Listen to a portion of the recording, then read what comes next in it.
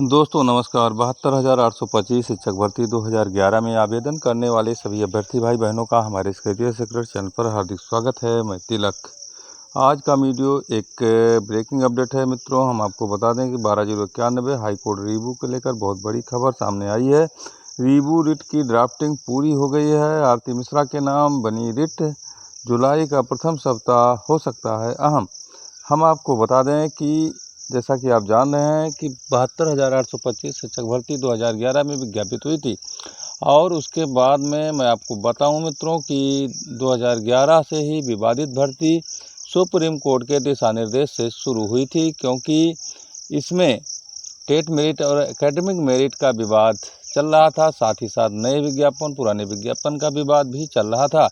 लेकिन उसके बाद जब सुप्रीम कोर्ट ने पुराने विज्ञापन को बहाल करते हुए टेट मेरिट पर नियुक्ति देने का ऑर्डर पास किया और अपने निर्देशन में गवर्नमेंट उत्तर प्रदेश बेसिक शिक्षा परिषद को इस भर्ती को संचालित करने का निर्देश दिया, तो उस समय मित्रों हम आपको बता दें कि जब योग शिक्षक नहीं मिल रहे थे तो उस समय कोर्ट से गुहार की थी उत्तर प्रदेश सरकार ने कि हमें योग शिक्षक नहीं मिल रहे हैं।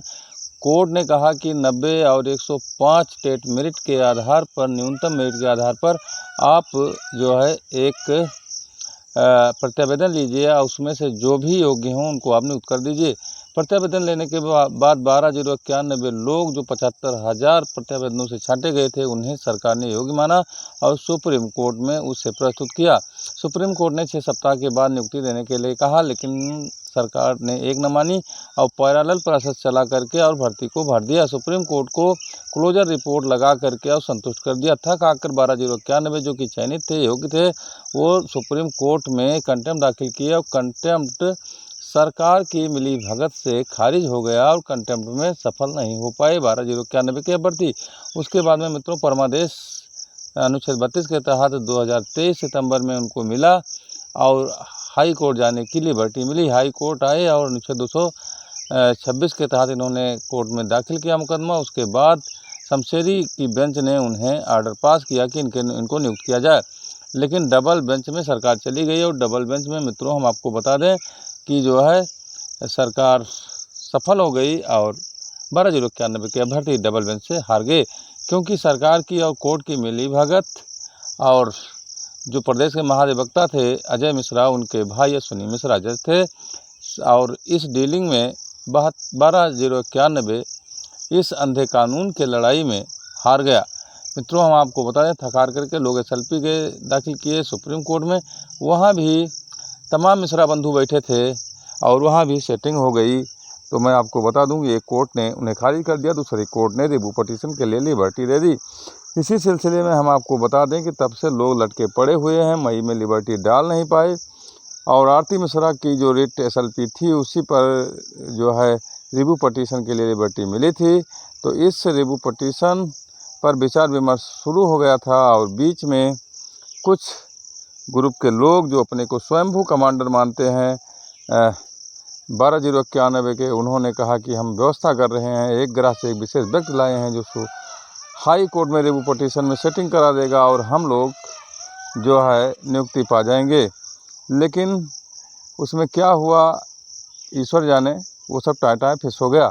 उसके बाद विनय कुमार पांडे ग्रुप की आरती मिश्रा और मनोज मौर्य शायद एक होकर के और रिव्यू पटिशन के लिए पूरी प्रक्रिया पूरी कर ली है। पूरी रिट उनकी बन गई है।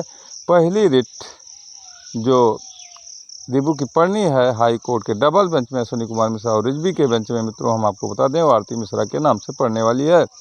आरती मिश्रा चूँकि लिबर्टी पाई हैं सुप्रीम कोर्ट से, इसलिए उनके नाम से पहली रिट पढ़नी चाहिए। जैसा कि मनोज मौर्य ने कहा है कि हम किसी से 1 रुपये चंदे नहीं लेंगे, लेकिन हमारे जो है वीडियो के कमेंट में लोग लिख रहे हैं कि 1-1 हज़ार रुपये मांगा जा रहा है। कहाँ से मांगा जा रहा है, कौन मांग रहा है, ईश्वर जाने। इसके पहले लगभग 80 लाख रुपए लोग डंप करके अपने खातों में रख लिए हैं और अपने बाल बच्चों की देखभाल के लिए, अपने बाल बच्चों के परवरिश के लिए इनके पास अधिकतम पैसा हो गया है। मित्रों क्या ऐसा पैसा इनके बाल बच्चों को लगेगा? इनका क्या सर्वनाश नहीं होगा जो याचियों का पैसा ले करके और माल काट रहे हैं? आप बता दीजिए कि अगर ऊपर ईश्वर है तो वज्र गिरना निश्चित है। वो दिन दूर नहीं जब अपनी आँखों से लोग देखेंगे कि याचियों के खून पसीने का पैसा लोग डंप करके अपने परिवार में लगा रहे हैं। मित्रों, हालांकि मनोज मौर्य ने कहा है कि हम जो है पैसा नहीं लेंगे रिव्यू पटिशन की लड़ाई के लिए, लेकिन अभी एक ग्रुप जो कि अपने आप में स्वयंभू कमांडर अपने को समझता है, उस ग्रुप का अभी कुछ ठिकाना नहीं है कि वो क्या करने वाला है। फिलहाल मैं जो सूचना मिली थी कि आरती मिश्रा के नाम एक रिव्यू पटिशन पढ़ने जा रही है, तो रिव्यू पटिशन मित्रों आरती मिश्रा के नाम बन गई है, उसकी ड्राफ्टिंग पूरी करा ली गई है।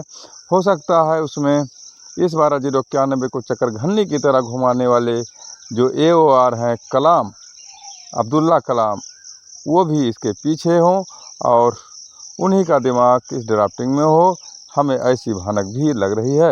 लेकिन इससे कुछ होने वाला नहीं है मित्रों। हम आपको बता दें, जब तक कोई अच्छा जज रिव्यू में नहीं खड़ा होगा और उसकी अच्छी सुनवाई नहीं कराएगा और ओपन कोर्ट में बहस नहीं होगी, अगर चैम्बर में जो है मामला सुना जाएगा, तो फिर रिव्यू पटिशन में कोई मॉडिफिकेशन डबल बेंच के ऑर्डर में होने वाला नहीं है।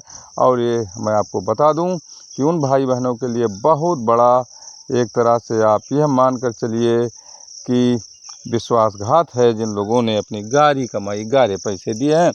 मित्रों, अगर मैं अपनी बात करूं तो मैं भी 12/091 का एक याची हूं और बराबर पैसा देता रहता हूं, लेकिन उन पैसों का कोई हिसाब नहीं है।